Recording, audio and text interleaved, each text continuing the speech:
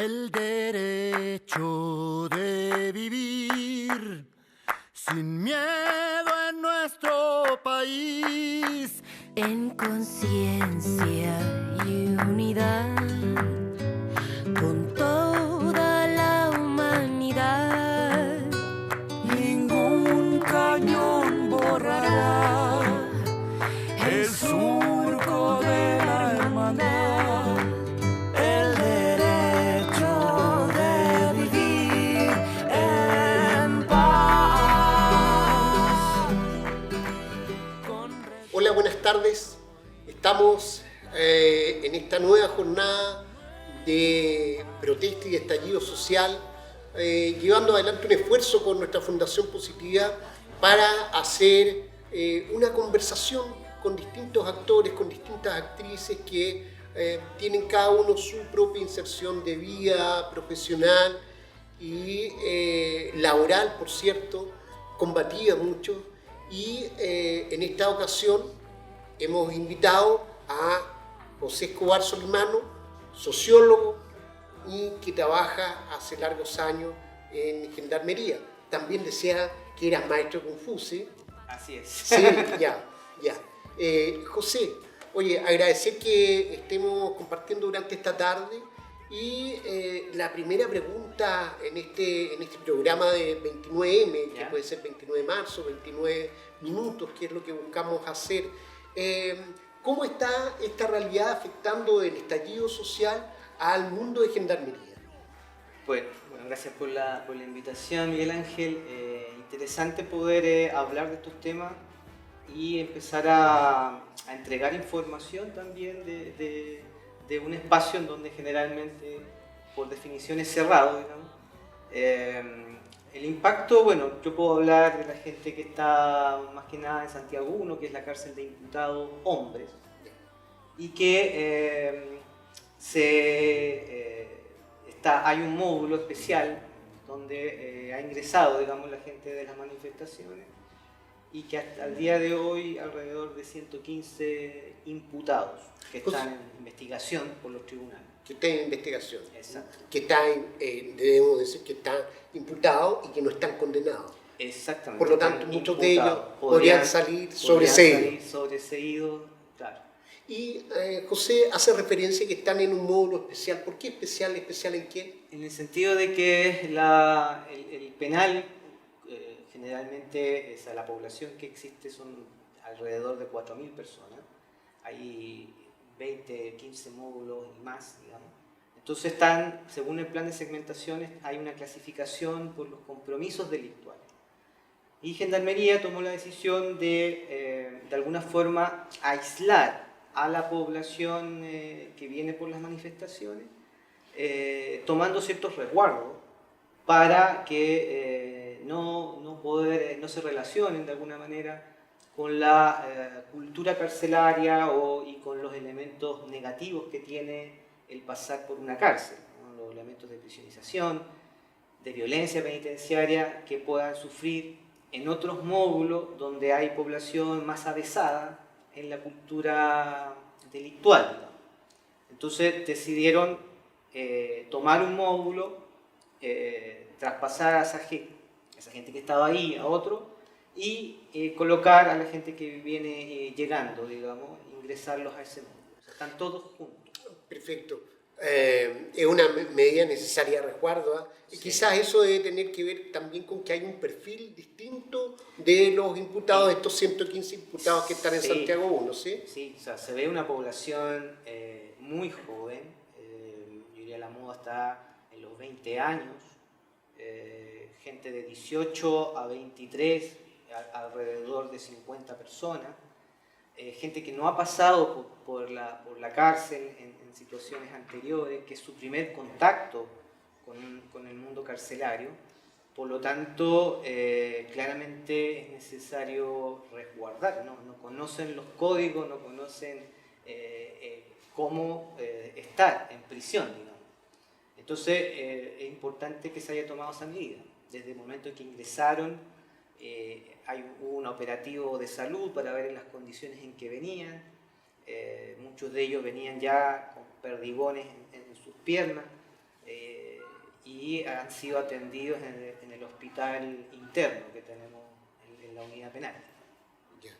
Y en ese sentido, en muchos casos requieren curaciones de manera progresiva, así, permanente por un Claro, tiempo. tienen atención permanente en el módulo, tratan de no sacarlos mucho en los movimientos internos, digamos, y han tenido la atención bueno, de la Defensoría Penal Pública, que se hizo, te comentaba, como una especie de operativo para resolver las dudas, darles a conocer quiénes son sus abogados defensores, cómo funciona el sistema penal, cuestiones básicas de información, primero que nada. También ha ido gente del Instituto Nacional de Derechos Humanos a verificar su estado, qué sé yo.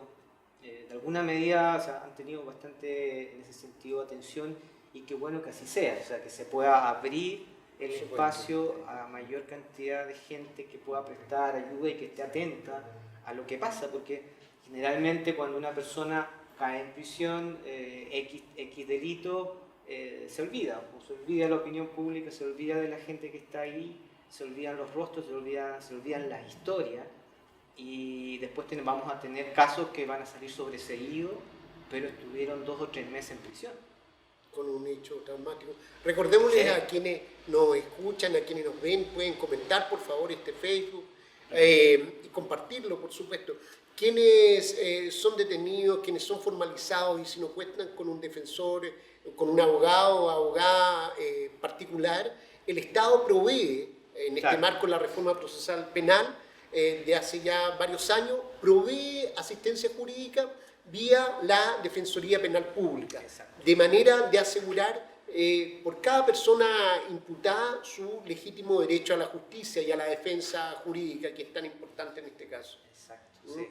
Y el INDH, el Instituto Nacional de Derechos Humanos, que hoy, por cierto, está en paro, mira cómo son los casos, un paro de la Asociación de Funcionarios, porque efectivamente las declaraciones del director Sergio Mico, la verdad es que ponen en tensión esta comprensión de los derechos humanos, de quién los debe defender y de qué manera y con qué bandera y con qué esfuerzo, ¿sí? Esto debiera ser absolutamente transversal y parece ser que el director del INDH, Sergio Mico, no ha logrado verbalizar bien ante la opinión pública y ante los propios funcionarios y funcionarias, ¿sí?, sus convicciones realmente sobre el punto. ¿Y qué ha hecho el INDH en la prisión en Gendarmería? Bueno, han ido a visitar a los muchachos en términos de ver cómo se han vulnerado sus derechos, han ido a interiorizarse de la salud de la gente, cómo ha llegado. Yo los he visto, digamos, en las primeras semanas. Yeah. Después sé que han ido esporádicamente, pero están al tanto de que todo el mundo está al tanto de que existe este módulo y que está entrando gente constantemente, digamos, no masividad, pero constantemente. Es decir, que los módulos tienen capacidad alrededor de 185, 190 personas, ¿no? Por lo tanto, el módulo todavía tiene capacidad para albergar más personas, digamos. Ojalá no se llenen esos cupos. Ojalá no se llene, digamos, y ojalá que la gente no sufra los efectos que tiene el hecho de que en algún momento haya contacto, digamos, con gente que está dentro de la cultura carcelaria, es decir, que no sufran amenazas, que no sufran robos, que ojalá no sucedan esas cosas y estamos atentos ahí para prevenir esa situación de extorsión que está dando, que es un tema que está muy potente dentro de las cárceles, digamos, entre pares, digamos, o sea, hay víctimas. Nosotros lo que estamos haciendo con un programa que se llama ABT, de atención de víctimas, colocando el tema de la victimización penitenciaria, levantando el que entre ellos hayan víctimas también de delitos al interior. Y eso nos ha permitido de alguna forma evitar o disminuir los efectos que pueda suceder una persona al sufrir un delito importante. Estamos hablando de ataques de connotación sexual, extorsión a sus familias por dinero ante agresiones físicas. Entonces el tema es bastante fuerte, bastante potente, y creo que no podemos seguir naturalizando la violencia al interior de las cárceles. No podemos seguir con el discurso de que las cárceles son así. No podemos seguir en esa lógica, porque claramente lo que se está generando al interior es un tema potente de vulneración de derechos también. Mira, es tan importante lo que señala José, que el propio INH, el Instituto Nacional de Derechos Humanos, tiene dentro de muchas otras tareas la elaboración anual de un informe de la situación anual de los derechos humanos en Chile, y en años pasados ha dedicado capítulos específicos a la violencia y vulneración de los derechos humanos dentro de los recintos carcelarios, y que es una cuestión que está en la matriz cultural e institucional de los recintos penitenciarios. Por lo tanto, son víctimas adentro de los delitos más salvajes. Exacto, exactamente. Y eso cuesta verlo porque hay una cultura, digamos, en donde de alguna forma es parte de la violencia, la resolución de conflictos de esa manera, pero yo creo que ya en la medida en que esta institución se abra a las miradas externas, a los controles externos, donde se conozca y se sepa, tiene que haber una acción concreta para la disminución de estos eventos, para que haya un programa, una política para evitar situaciones así, porque es muy... uno no podría estar tranquilo pensando en que por cualquier situación, esto mismo de las manifestaciones, de esta desobediencia civil, gente que pueda caer detenida en prisión y que le pueda pasar cualquier cosa, digamos. O sea, hasta perder la vida. Exactamente. Si fuésemos nosotros, fuésemos un familiar, o sea, pensemos un poquito en lo que pueda suceder, digamos, al interior. Entonces, creo que mucho tiempo ha pasado de que a la gente en general no le importan la población reclusa, no le importan los derechos.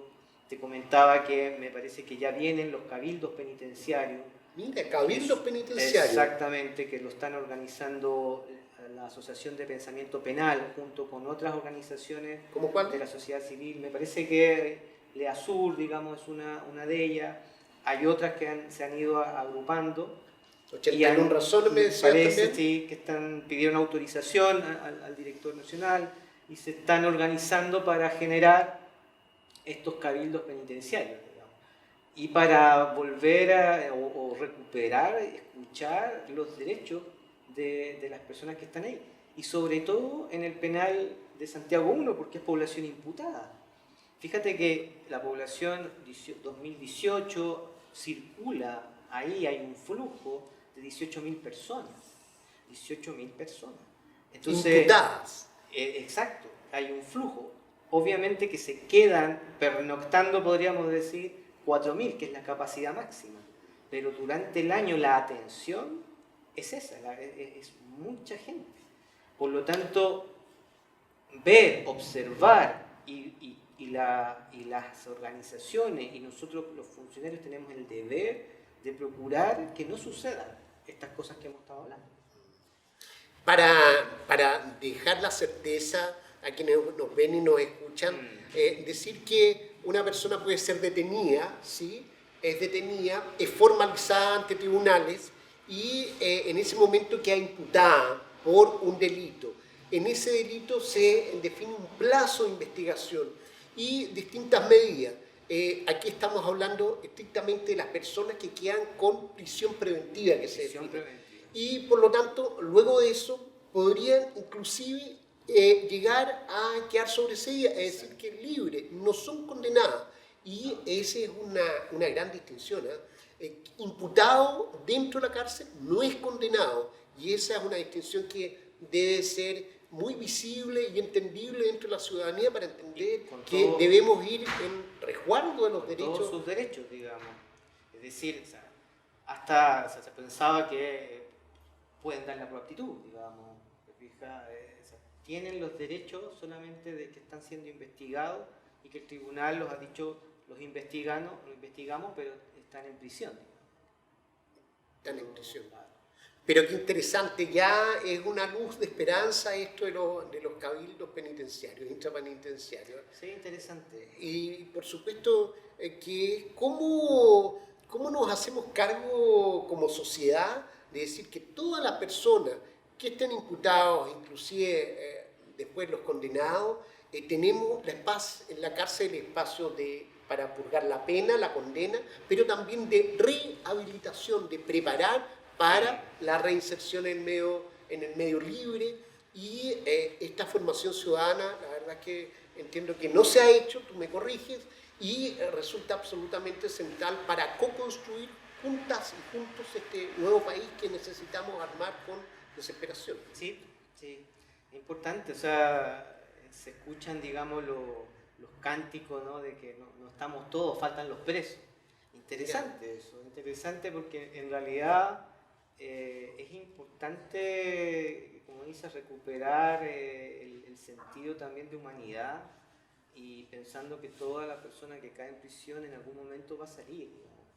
Y mucha de la gente, insisto, que está ahí va a salir sobreseída, lo más probable.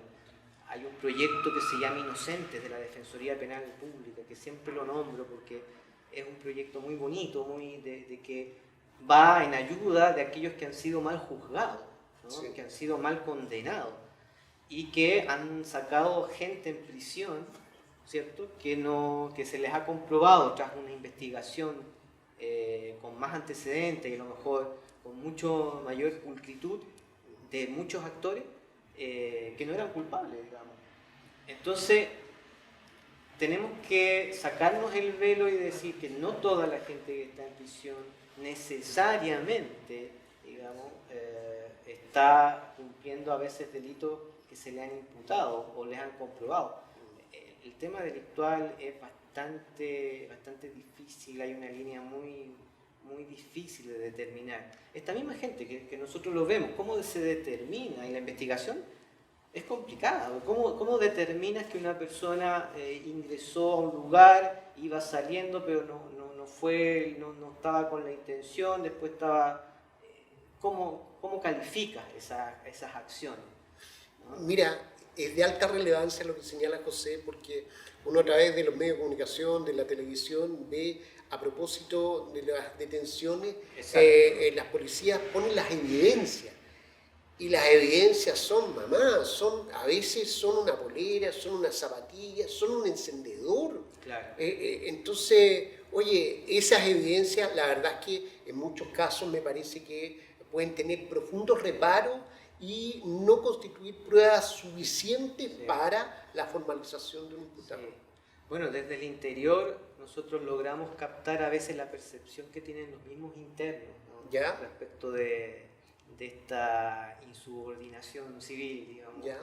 La delincuencia madura en el país está en bandos, digamos. Se enfrentan, digamos, el Estado ya no está en los territorios más complicados del país, entonces se ha retirado y obviamente ahí es otra la realidad, no es la realidad de Plaza Italia, no es la realidad de los 1.200.000 personas en la Plaza de la Dignidad, en fin, o sea, es otra cosa. Sí, Entonces sí. ahí es bueno hacer distinciones, porque de repente se habla de esta cosa de la violencia, pero si nosotros fuéramos a identificar los perfiles que están en prisión, ninguno ha estado antes en prisión, por ejemplo.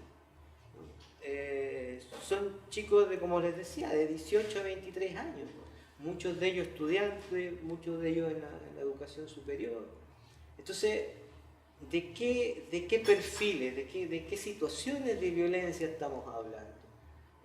Yo creo que se habla muy suelto el tema de la violencia. Yo creo que hay que empezar a tener más rigurosidad científica, podríamos decir. Para eso los profesionales, nuestros colegas, el periodismo también debiese contribuir a hacer especificaciones y categorizaciones. Y para eso la cárcel, o lo que sucede al interior, es un espacio de mirada, porque siempre lo hemos hablado, Miguel Ángel, la trazabilidad, lo que sucede adentro repercute afuera, y lo que pasa afuera repercute adentro. Hay un nexo innegable en el mundo, digamos, carcelario con lo que pasa con la delincuencia más dura en las poblaciones. Entonces, ¿tenemos algo que decir? Sí que tenemos algo que decir, y no dejarnos llevar por estas denominaciones que son bastante arbitrarias y no con categorías tan trabajadas. Sí, bueno, mira, esto asumimos nosotros con una responsabilidad muy grande. Asumimos que tenemos que hacer un estudio, una discusión abierta, pública, y entonces todas y todos están invitadas e invitados a participar en esta discusión pública, ciudadana, de cómo conceptualizamos, entendemos, pero clarito, la violencia política. Porque esta violencia política ciertamente no comenzó el 18 de octubre. Exacto. Es de larguísima data para atrás. Entonces, cuando dicen, ¿qué es primero, el huevo o la gallina? Bueno, ahí a veces la verdad es que empiezan los tropiezos. Exacto. La violencia política es la que ejerce el Estado a través de sus instituciones, de sus poderes. ¿Cuáles poderes? Ejecutivo, el gobierno y los 24 ministerios, el legislativo, la Cámara de Diputados, el Senado y el Poder Judicial. Tú decías de este importante proyecto de la Defensoría Penal Pública de Inocentes. Por supuesto, solamente validar y aplaudir ese propuesta, ni siquiera es propuesta, ya es proyecto y se viene llevando adelante. Ya se puede googlear y entrar a la página de la Defensoría Penal Pública, ahí está el proyecto Inocente. Sin embargo, es desolador pensar que hay personas que han purgado penas, condenas por delitos que nunca cometieron. Entonces, claro, el proyecto Inocente logra captar a uno. No quiero saber cuántas personas más pudieran estar en una situación similar. Sí. No, es complicado, digamos. Ahora, es necesario que todos nos coloquemos en una conversación abierta. Todos tenemos aciertos como actores sociales de distintas organizaciones e instituciones, y sobre todo del Estado.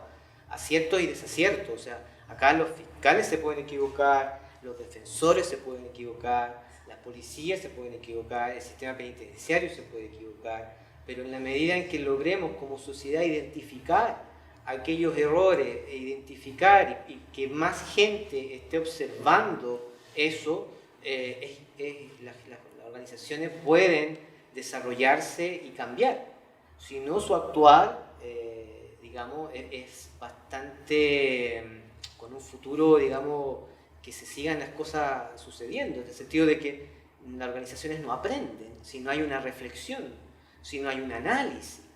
Lo que yo extraño en todo esto es la escasez de análisis más, obviamente los académicos, ya han salido libros, La ciudad de la furia, por ahí, el otro, bueno, empiezan a surgir libros, pero necesitamos que las organizaciones también aporten, reflexionen y analicen lo que les sucede, tanto como organizaciones hoy de 2020 para adelante.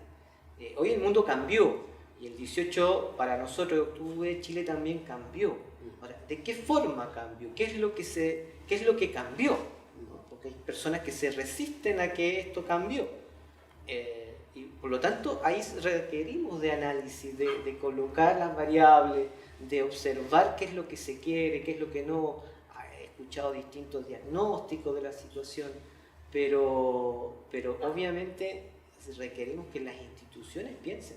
Sí, por supuesto. Este estallido social ha significado que todo lo que venía haciendo ya no es. Exacto. Ha cambiado los pronósticos, el futuro posible, el futuro deseable, ¿sí? Para uno es A, para otro es B. Chile transita con mucho esfuerzo, con tiras y aflojas, ¿sí? A este esfuerzo por llegar a un plebiscito y a una asamblea constituyente, en un itinerario que ahora hay una primera gran prueba el próximo 26 de abril. Sí. Y ahí tú me dices que hay un esfuerzo por llevar adelante estos cabildos intrapenitenciario. Sí. ¿Dónde surgió esa iniciativa? ¿Cómo? ¿Por qué? ¿Es para imputados y condenados?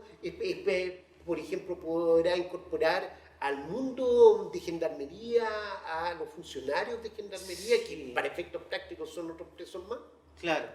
En principio, la Asociación de Pensamiento Penal fue la que empezó a levantar esta idea y obviamente que se engancha con estas otras ideas de recuperar la voz de la gente que está en prisión, qué sé yo. Se va a hacer, tengo entendido, a nivel nacional, se están pidiendo voluntarios en las redes. Aquí estamos como Aquí, voluntarios. exacto. Fundación Positiva nos ofrecemos como voluntarios para esos Excelente. cabildos constituyentes intrapenitenciarios. Estamos Curso, porque obviamente hay un gran porcentaje de la población penal que no sabría de momento identificar, pero que tienen derecho a voto, por ejemplo. Y que la vez en la votación anterior, entre digamos, Gendarmería y el registro de votación, digamos, El CERVEL. claro, el CERVEL no supieron resolver, digamos, Y quedaron fuera. y quedaron fuera, pero yo creo que ya eso no da para más esa situación, porque hay gente, por ejemplo, toda la gente imputada, esos 4.000 personas, todos tienen derecho, no han perdido el derecho a la votación. Sí. Y la gente que tiene, me parece, delitos de menos de 3 Claro, años, sí. o hay un tema ahí que tampoco, ¿no? O determinados delitos. Entonces, obviamente que de las 43.000 personas en prisión aproximadamente, hay un porcentaje no menor de gente, ¿no? que tiene su derecho a voto. Por lo tanto, yo creo que los cabildos ayudan primero a generar conciencia en los derechos de las personas, de que tú, aunque estés juzgado, cumpliendo condena por un delito, tú mantienes otros derechos, que tú y eso las personas tienen que saber, ¿no? Tienen que hacer valer también sus derechos, ¿no? Están cumpliendo condena, sí, pero necesitan estar en condiciones que el Estado les asegure, por ejemplo, que no van a ser víctimas de delitos. La dignidad. Dignidad. Tan tremendamente importante que El uno servicio dice, de alimentación, o sea, ¿cómo podemos pensar que en nuestro país, que se decía que estábamos a grandes avances, y es cierto, hay avances en el sistema, pero todavía tú encuentras gente que no come o que le restringen su alimentación porque la organización interna no hace que le llegue a todos, porque nuevamente hay ciertas cosas que la administran los presos, en fin, o sea, ¿cómo puede ser, digamos, ¿no? A estas alturas? Digamos. Entonces, me parece que tenemos mucho que mejorar. Y nuevamente digo, por favor, a veces hasta uno escucha de ciertos jueces naturalizar, o sea, pero ¿qué tanto? Pero si es una cárcel, ya, es una cárcel, pero ¿por qué las cárceles tienen que ser así? El derecho de vivir sin miedo en nuestro país. En conciencia y unidad con toda la humanidad. Ningún cañón borrará el surco de la hermandad. El derecho de vivir en paz, con respeto y libertad.